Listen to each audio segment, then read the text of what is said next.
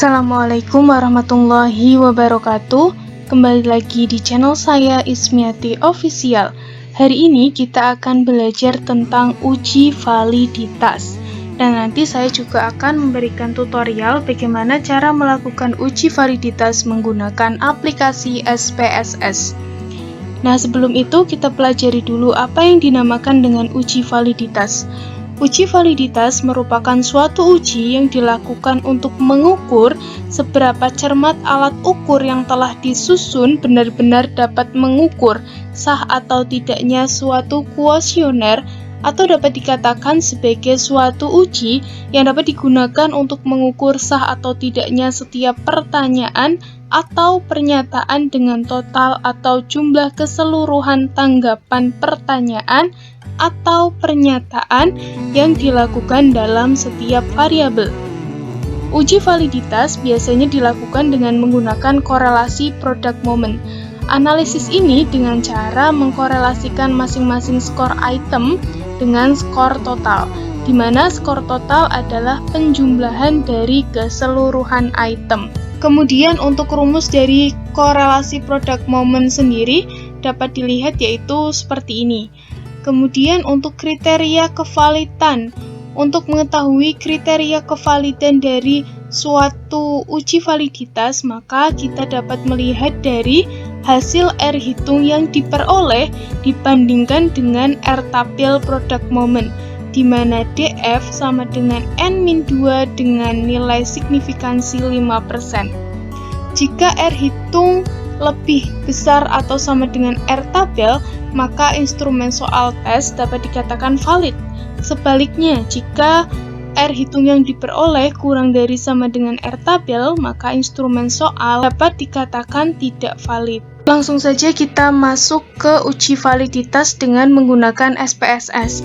Nah, di sini saya akan memberikan tutorial bagaimana cara menghitung uji validitas dengan menggunakan SPSS 16. Copy terlebih dahulu.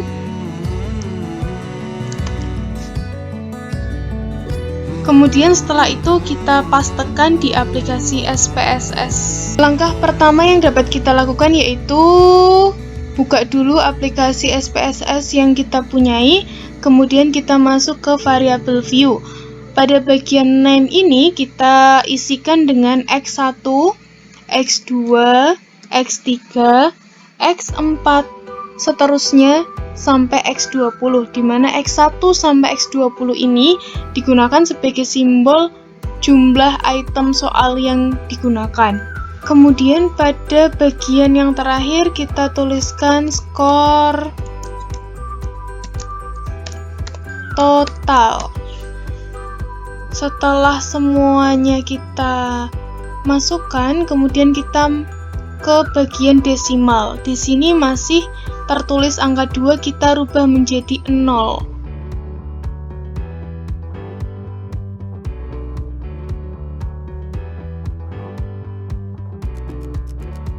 Kemudian setelah bagian desimal kita rubah menjadi 0, kita masuk ke data view. Di sini kita pastekan data yang sudah tadi kita copy dari Excel. Kita langsung saja dipastekan. Tekan tombol Ctrl V. Nah, di sini kita sudah dapat melihat ada data yang tadi kita copy dari Excel, kita sudah pindahkan ke aplikasi SPSS. Kemudian setelah itu kita langsung menghitung uji validitasnya. Kita pergi ke menu Analyze, kemudian Correlate, kita pilih bivarian. Kemudian setelah itu pindahkan X1 sampai skor total ke kolom variabel. Kemudian tekan OK.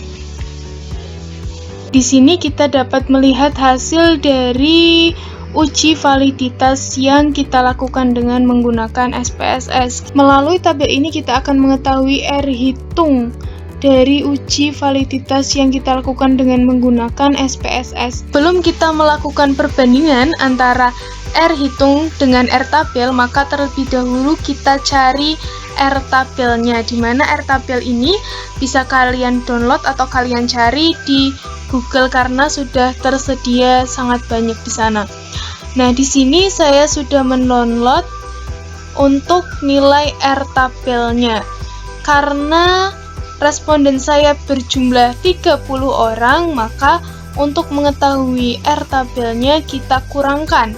N-2, 30 kita kurangkan dengan 2. Maka kita melihat DF-nya pada angka 28 dengan taraf signifikansi 5%. Taraf signifikansi 5% pada nomor 28 dapat kita ketahui R tabelnya sebesar 0,3610 atau bisa kita tulis 0,3610. Nah, dari sinilah maka kita bisa ke tahap selanjutnya, yaitu membandingkan antara R hitung dengan R tabel. Nah, untuk R hitung sendiri dapat kita lihat pada bagian percent correlation, yaitu dengan cara kita pergi ke bagian total score. Nah, pada bagian ini kita dapat mengetahui berapa R hitung yang diperoleh.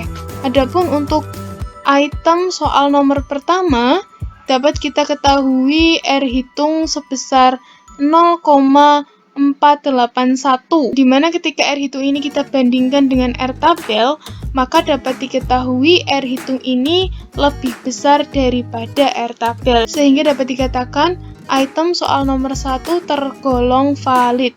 Kemudian untuk item soal nomor 2 dapat kita ketahui R hitung sebesar 0,767.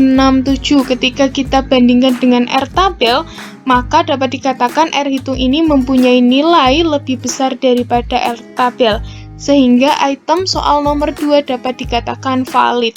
Nah, begitu seterusnya sampai item soal nomor 20.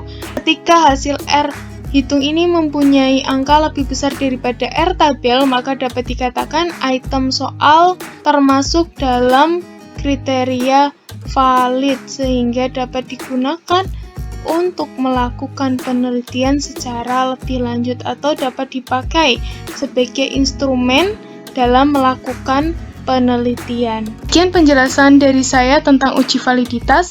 Adapun untuk pertemuan selanjutnya saya akan menjelaskan tentang apa itu uji reliabilitas dan bagaimana cara menghitungnya menggunakan aplikasi SPSS. Jangan lupa like, comment, and subscribe, and see you next time. Bye-bye!